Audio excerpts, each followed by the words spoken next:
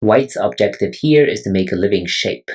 This is probably not considered a classic shape, but in my opinion, this is just one of those problems that you just have to know how to make a living shape.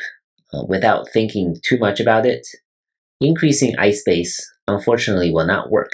Right? If you try things like this, then black can kill white this way with number 4. If you increase like this is a fake Seki shape because black will get to Atari from the outside, and this will be a bent 3.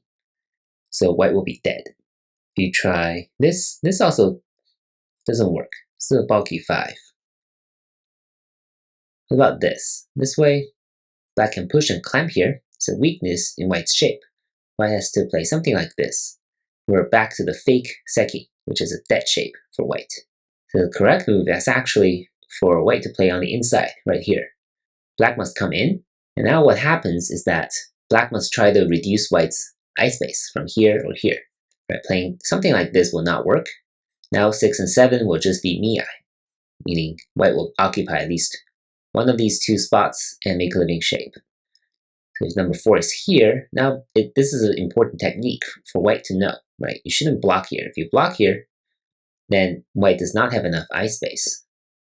White should play here instead, forcing black to poke this eye out at number 6. And now this will be a Seki, or neutral life shape. Similarly, if black plays from the right side, white should play on the left side, forcing, again, black to play at number 6, poking this eye out, and this will be a Seki. So this is the optimal results for both sides. White has 0 points, but white is alive. Hope you enjoyed this challenge, and I'll see you in the next one. Thank you for watching.